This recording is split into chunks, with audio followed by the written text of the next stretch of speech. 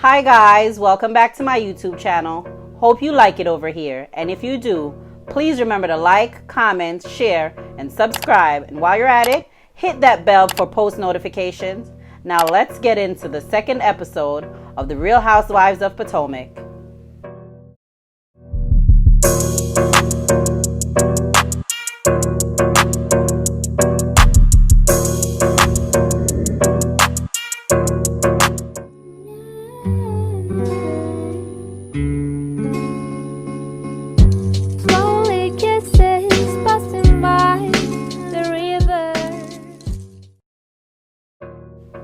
So on the last episode, I called Karen Cougar Karen, but I think a better name for her is Hot Girl Karen, honey. Hot Girl Karen wants Ray to say I love you, and Ray is paying her dust, honey.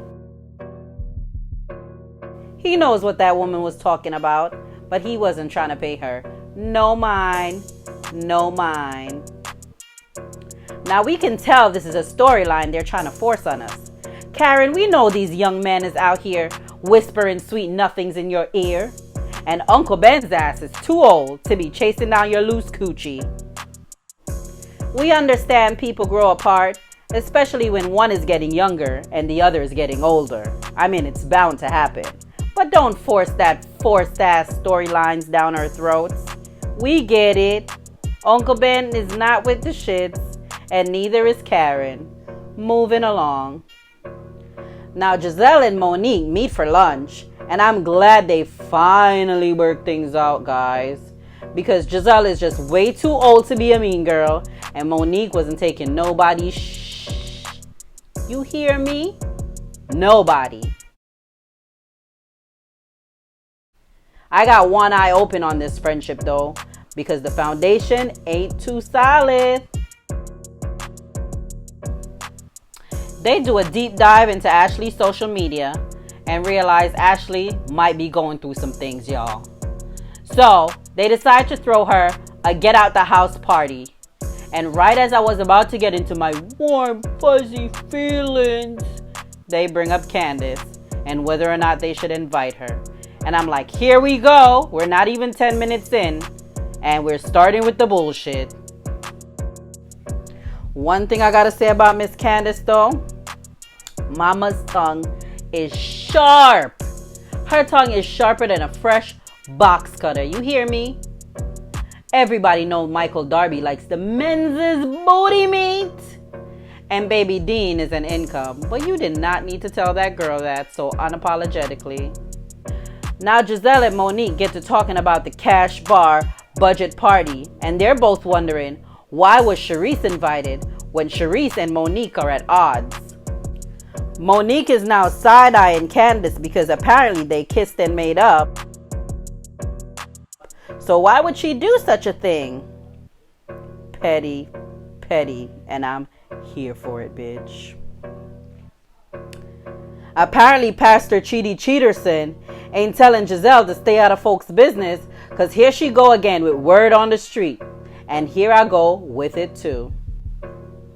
Now we jump over to a scene with Ashley, and she's getting a visit from the lactation specialist. Hashtag rich people problems. Moving on. Now her mom comes over, and I kind of get vibes from her mom, but I don't want to say because I'm trying to make it to the pearly gates. Now we finally get to meet Miss Wendy, honey.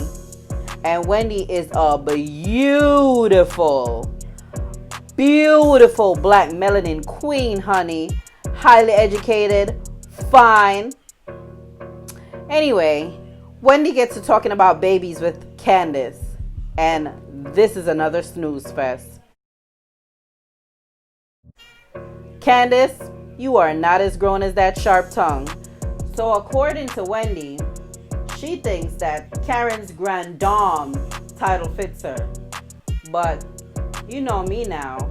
I'm calling her Miss Hot Girl Karen. Grand dame is way too old to refer to Miss Hot Girl.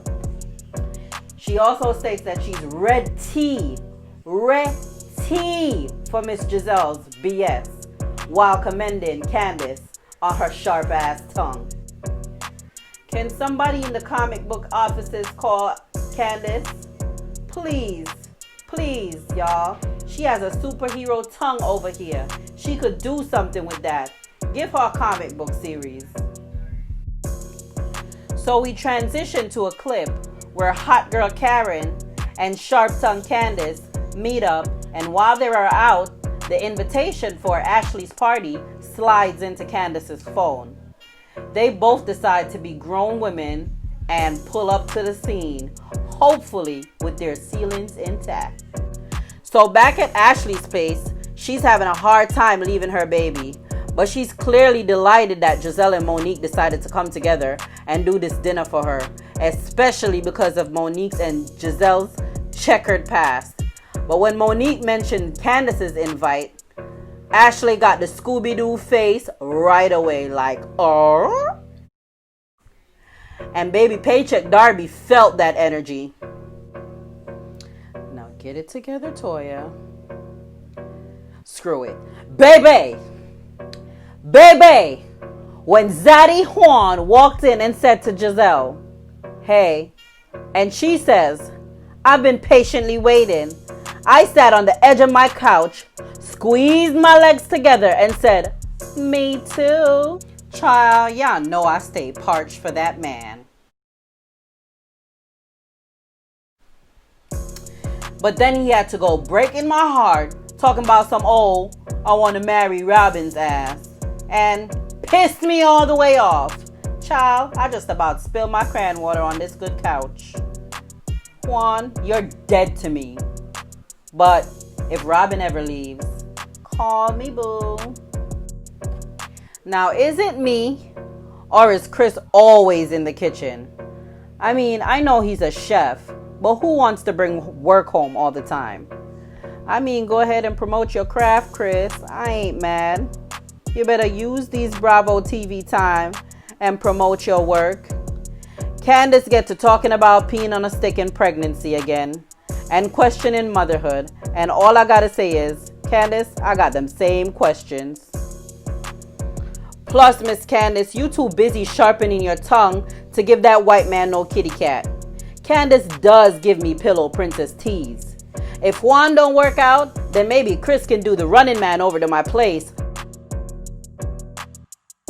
Or whatever it is these white men call dancing. Now Monique walks into the dinner to meet Giselle, and Mama is slaying. The skirt, the shoes, the bag, the skin, the wig. That trainer really had you popping, Miss Monique. Popping. And that's on period. So Miss Word on the street dropped some tea about Candace's budding friendship with Charisse before anyone else even arrives. And that's totally on brand for messy ass Giselle. So now Monique has a thorn in her booty before anyone else even arrives. So everyone floats into the dinner, including man-stealing Robin. Robin, I got my eye on you. The mood is light and everyone orders food, and then Miss Ashley goes to invite everyone for a sip and see to meet baby Cashback. I mean, baby Dean. Guys, a moment of silence for Ashley's booty hole. Ashley goes and tells everyone at the table that her booty hole is shredded. And I'm sitting here wondering, is it because of baby Dean? Or is it because Michael lives up there when he's not filming on the show or at the hotel in men's booty holes? You know what? I'm just gonna moonwalk myself out of this wormhole I'm about to crawl down. No pun intended. Anyway, Ashley asked about the party on a budget, diamonds and denim, and Monique wasted no time calling Charisse every name in the animal kingdom. Candace pretends not to know the extent of Monique and Charisse's beef, and Monique shuts down the convo and gets passive-aggressive with baby talk.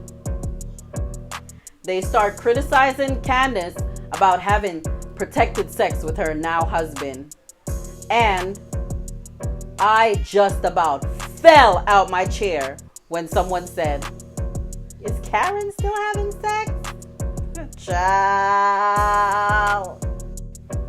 I hollered. Now, was that a dig at Uncle Ben's old peen? Or were they trying to say Karen got younger, but her puss dried up when Jesus was a boy? Feel free to drop down in the comments and give me your thoughts on this. Giselle, on the other hand, was trying to backpedal her way out of this conversation, because we know every time Cheaty Cheaterson comes up, she wants no parts of it, honey. So now we're closing out the episode with Giselle saying Ashley and Candace need to hash out their beef. Candace doesn't want to have the conversation. She wants to have it in private. And Ashley is ready to lay it all on the table, here and now. Obviously, poop is going to go left after that. So they get to going back and forth and back and forth. A few moments later. Ashley said this, Candace said that. Ashley said this, Candace said that. And, you know, nobody wants to own shit. So guess what happens? Candace tell everyone to shut the up. Tune in for next week's episode. Okay, guys, that's it for now. Please drop down in the comments and give me your feedback.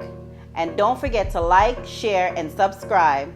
Tell everyone about this new channel you're over here rocking with. Please follow me on Instagram and Twitter at Toya's2cents. Bye!